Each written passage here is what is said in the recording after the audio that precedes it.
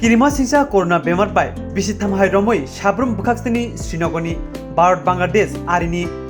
Hati muthajak tongmani kuni hakotoni joint border hard management committee haino hai Arini Hati no Phiyokjakphinai Kholobjakha abunte Swrangchalo sargabe hankoni bironia mohori kato joint border hard management committee ni kaisa Kholobjak songajakha Hati sargabe hankorte Bangladesh ni Phini Hankor Committee o Pandawo Manjaka o Management Committee ni Phajite Baro Hakoto Nyungi Manjagika Salgrabai Hankor Additional DM Osim Saha Sabrum ni Bukhakstepa Bidan Chandra Rai Hankor Pha Office ni DC Subroto Bhattacharya BSF 109 Battalion Company Commander Anush Kumar Customs Superintendent Alok Gupta Puangbari Block ni Panchayat Samiti ni Chairman Monibala Boito Bangladesh Hakoto Nyungi Manjabkha Pheni Yakbar Hankorpha Abhishek Das, Pheni Sagolnaiyar UNO Mumita Das, Senior Assistant Commissioner DC Sultana Nasrin Kanto, BGB Mohammad Umar Farooq, Customs Revenue Officer Officer Uddin Sagolnaiyar Thanani Ushi Sudip Rai, Joint Border Hard Management Committee Koglam Pemani Yagulo, Sargabai Hankoni Additional DM Osim Saha, Swrangchalo Amchini Kokthumai Rokno. Saikhnarka buskangi salchuku menismi sabrumni Srinagar tongma border har haino hai Phiyokjakphinai nei আজকে actually joint border heart management committee যেটা আমাদের ডিস্ট্রিক্টের থেকে প্রতিনিধি এবং বাংলাদেশের ফেনী ডিস্ট্রিক্টের প্রতিনিধি নিয়ে যৌথ যে একটা কমিটি আছে উভয় দেশের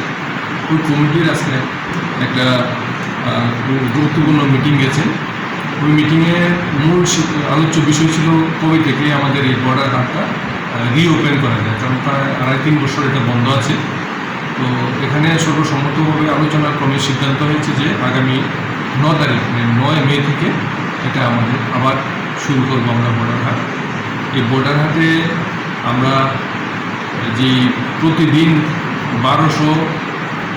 ভেন্ডি যাদেরকে বলে যারা ক্রেতা ভেন্ডিকে অ্যালাউ করা হয় এটা আমাদের 1200 ক্রেতা ঢুকতে পারে আমাদের দিক থেকে 1200 ওদের দিক থেকে ওনাদের দিক থেকে 1200 আর বিক্রেতা এখন পর্যন্ত 27 করে আছে আচ্ছা আমাদের তরফে 27 ওনাদের তরফে 27 তো আজকে আরও সৌহার্দ্যপূর্ণ পরিবেশে আরও অনেকগুলি বিষয়ে আলোচনা করা হয়েছে যেমন আমরা 27টাকে কীভাবে 30 করা যায় এটা আলোচনা হয়েছে দুই পক্ষের সিদ্ধান্ত মানে দুই পক্ষের একমত হয়েছে যে এটাকে আরেকটু বাড়ানো দরকার 30 করা তারপরে ধরুন এখানে লেডিস টয়লেটের ব্যবস্থা নিয়ে আমরা দুই পক্ষে সম্মত হয়েছে ওনাদের তরফ থেকে ওনারা ওনাদের সাইডে করবে আমাদের তরফ থেকে আমরা আমাদের সাইডে করবো প্লাস যে টয়লেট আছে ইনসাফিসিয়েন্ট টয়লেট আছে আমরা আরও কিছু টয়লেটের ব্যবস্থা করবো পরিকাঠামো তো ঠিকই আছে এটা কিছু সমস্যা পরিকাঠামো তো ধরুন যেহেতু 3 বছর প্রায় এটা বন্ধ তো এর মধ্যে জঙ্গলাকীর্ণ হয়েছিল এগুলো আমরা জঙ্গল পরিষ্কার করে বিদ্যুতের ব্যবস্থা করে এবং জলের ব্যবস্থা করতে পেরেছি অর্থাৎ আমরা এই যে ইনফ্রাস্ট্রাকচার আছে এই স্ট্রাকচারটি আমরা শুরু করছি এখানে আরও কয়েকটা জিনিস আলোচনা হয়েছিল যখন আমরা বলেছিলাম যে দুই তরফ থেকে বলা হয়েছিল যে আমাদের এখন যে প্রোটোকল আছে আমরা 5 কিলোমিটার রেডিয়াসের মধ্যে যারা আছে তারাই এটাতে প্রবেশ করতে পারে যে 1200 বা যে আমাদের ক্রেতা আছে টোটাল আমাদের ক্রেতা 2700 আছে 2700 মধ্যে একদিন 1200কে ঢুকতে দেওয়া হবে 2700কে আইডেন্টিটি কার্ড দেওয়া আছে মুশকিল হলো 5 কিলোমিটার বাইরে যেহেতু আমরা দিতে পারি না ক্রেতাদের কার্ড সেক্ষেত্রে আমাদের দেখা যায় বিনোনিয়া থেকে বা উদয়পুর থেকে আগরতলা থেকে অনেকেই আসেন ওনাদের আত্মীয় স্বজনের সঙ্গে দেখা করতে বা বর্ডার হাট দেখতে এবং কেনা মানে ক্রয় করতে আসতে পারে ক্রয় করতে ছাড়াও অনেকে আত্মীয় স্বজনের সঙ্গে মিশতেও আসে যেমন এখানে পাসপোর্টের ব্যাপার ঝামেলাটা নাই যেহেতু এই অ্যাডভান্টেজটা নিতে চেষ্টা করি কিন্তু যেহেতু ওই যে মোড় আছে আমাদের মোড়তে বলা আছে 5 কিলোমিটার রেডিয়াসের ভিতরে তারাই এর মধ্যে প্রবেশ করতে পারবে তো এখানে সিদ্ধান্ত হচ্ছে স্পেশাল আমরা 50টা করে পাস আমাদের তরফ থেকে এবং ওনাদের তরফ থেকে আমরা 50টা করে পাস দেবো যারা এই এরিয়াটা কিন্তু ওনারা বিশেষ করে আত্মীয় স্বজনের সঙ্গে দেখা করার জন্য মানে 5 কিলোমিটারের বাইরে যাবে তারপর তো আমরা বর্ডার হাটের টাইমটা আমরা 9টা থেকে